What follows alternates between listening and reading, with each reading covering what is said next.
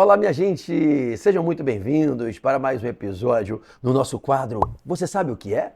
Hoje, Direito Civil na Veia. E a pergunta é: vocês sabem o que é o princípio da boa-fé objetiva aplicável a todos os negócios jurídicos? Pois é, não pula esse vídeo não. Vem até o final comigo porque isso cai muito nas provas e eu vou contar para vocês.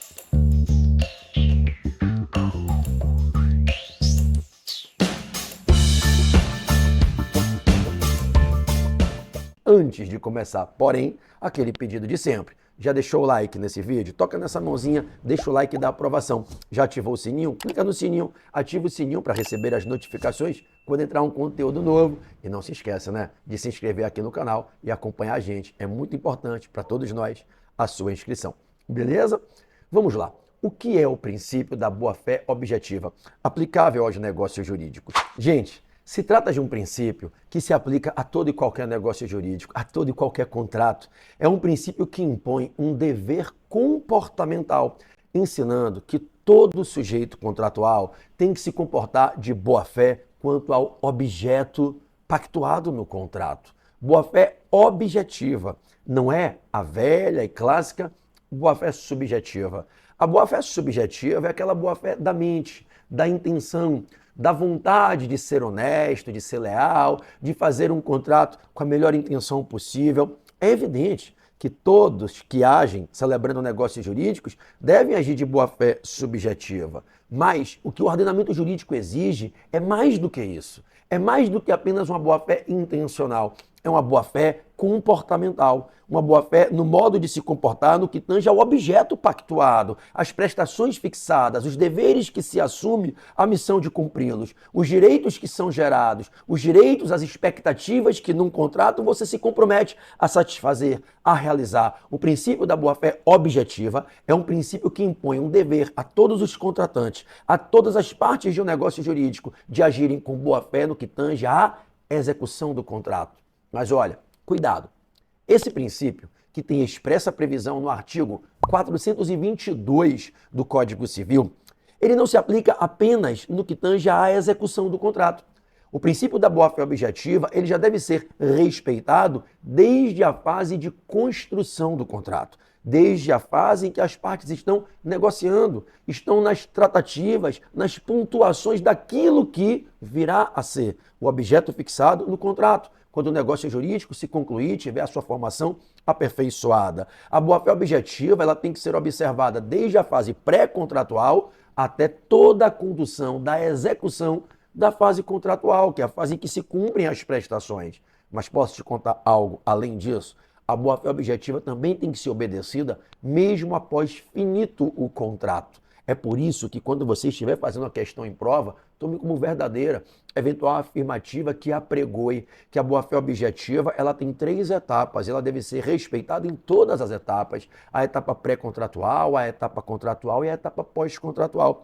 Os negociantes, eles devem agir com a melhor lealdade, com o melhor zelo, com a melhor dedicação possível, desde o momento em que estão construindo o contrato, na fase pré-contratual, mas também na execução do contrato que construíram, cumprindo as prestações, cumprindo os deveres, zelando da melhor forma possível para que os direitos que foram gerados sejam plenamente satisfeitos, as expectativas que foram geradas sejam honradas da forma mais eficiente possível e ainda têm o dever, eles, os negociantes, de após o contrato encerrado, não empreenderem comportamentos que prejudicam aquilo que foi gerado no contrato, que causa danos àquilo que foi outrora o objeto daquele contrato que se encerrou.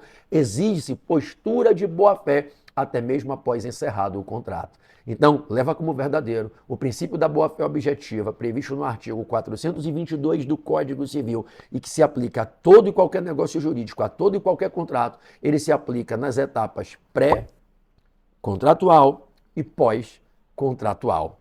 E o que acontece quando alguém quebra esse princípio, viola esse princípio de agir de boa-fé no que tange ao objeto desse contrato? Há uma violação ao princípio da boa-fé, o que configura um ato ilícito. O princípio da boa-fé não é apenas um marco teórico que sugere uma opcional maneira de se comportar. Ele se afeiçoa como uma norma que rege de modo imperativo, de modo cogente, todo e qualquer contrato. Não há a faculdade, não há o poder de escolha, quero ou não quero agir de boa fé. Se alguém negociando, executando um contrato, ou até mesmo se comportando após o contrato encerrado, quebra o dever de agir de boa fé, comete um ato ilícito. Pode ser um ilícito pré-contratual, um ilícito contratual e um ilícito pós-contratual. E sabe o que isso quer dizer? Que isso enseja responsabilização civil e pode gerar um dever de reparar danos, de indenizar prejuízos que, eventualmente, sejam suportados pela outra parte. Se você quebra o dever de agir de boa-fé e viola o princípio da boa-fé objetiva na fase pré-contratual, na fase contratual, na fase pós-contratual, e o teu comportamento que destoa do dever de agir de boa-fé, violando o princípio da boa-fé, causa danos a terceiros, a sua quebra de boa-fé causa danos, você pode ser obrigado a reparar o dano. Aquele que for prejudicado pelo seu comportamento, né, que não cumpriu a ordem de agir de boa-fé, pode pleitear uma reparação pelos danos que suporte em razão do seu comportamento. E aí traz a questão para o campo da responsabilidade civil, seja a responsabilidade civil extracontratual, aquiliana, por uma quebra de boa-fé objetiva pré-contratual ou pós-contratual, seja a responsabilidade civil contratual pela quebra de boa-fé objetiva durante a execução do contrato. Vocês sabem o que é que o legislador no Código Civil espera? O que é que o ordenamento jurídico deseja quando impõe que todo e qualquer contratante, em qualquer que seja o contrato, sempre respeite, que todos respeitem o princípio da boa-fé objetiva? O que o legislador quer é que as pessoas não sejam desleais umas com as outras, que as pessoas cooperem umas com as outras na formação, na execução e após o encerramento dos contratos, para que a gente possa ter um mundo negocial regido por uma melhor eticidade, por uma melhor lealdade, por uma melhor compreensão do dever que as pessoas têm de cooperarem umas com as outras, colaborando reciprocamente para que os negócios jurídicos, para que os contratos gerem para aqueles que os celebram os melhores resultados possíveis. E aí, pode ser que te perguntem numa prova, a boa-fé objetiva não é apenas aquela ideia de que você deve cumprir o objeto do contrato? Não. A boa-fé objetiva contratual, ligada ao plano de execução do contrato, ela exige dos contratantes muito mais do que apenas cumprirem a prestação pactuada.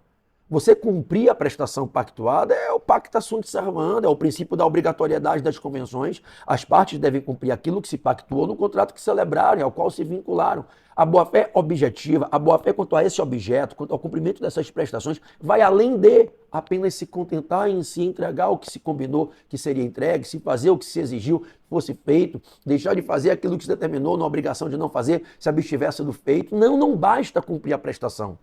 Boa-fé objetiva contratual é a boa-fé para cumprir a prestação da melhor maneira possível. Entregar o que tem que ser entregue da melhor forma possível, sem surpresas, no melhor tempo viável, no lugar mais fácil para se entregar para aquele que vai receber, entregar o que pode ser de melhor quando há a opção de entregar duas ou mais. A boa-fé objetiva exige do contratante não apenas que cumpra o contrato, mas que cumpra com a melhor lealdade, com a melhor dedicação, colaborando com a outra parte para que ela possa receber a prestação da maneira mais satisfatória possível. É muito comum que a gente diga no direito civil que a boa-fé objetiva ela traz deveres anexos ao dever principal. O dever principal é cumprir a prestação, mas há deveres anexos que significam que você, ao cumprir a prestação a que você se obrigou no contrato em que você se vinculou, você deve cumprir essa prestação sendo leal, cooperando, tentando ajudar para evitar danos, prejuízos, para eliminar riscos de surpresas, de frustrações à outra parte. Deixa eu te dar um exemplo. Deixa eu pegar o contrato de transporte, por exemplo, aqui. Se eu, como transportador, celebro um contrato com você que está me assistindo para transportar você e alguém da tua família de um determinado local, na tua casa, a um outro local, um local de trabalho, e fixamos um preço, combinamos um horário para que eu te transporte num veículo que a gente definiu qual seria o padrão. Imagine você que no horário combinado, eu chego com o veículo que a gente combinou que estava dentro do padrão ajustado para te pegar no endereço combinado para te levar ao local estipulado. E você me paga o valor ajustado. Olha, não é porque eu estou com o carro adequado, no horário correto, no endereço fixado, para pegar você e a tua família e te levar ao destino pactuado, que eu posso dirigir de qualquer forma, que eu posso expor você a risco, que eu posso dirigir de uma maneira imprudente, agressiva, gerando um profundo desconforto a você e aos demais passageiros. Ao final, talvez eu vire para você e diga, mas eu cumpri o contrato dizia que eu deveria te levar de tal local a tal local, em tal horário, mediante o uso de um veículo nos padrões estipulados. Eu fiz. Mas será que eu fiz da maneira mais leal possível? Será que eu fiz do modo mais adequado cabível? Provavelmente não. Houve cumprimento da prestação, mas não houve o cumprimento da prestação de boa fé.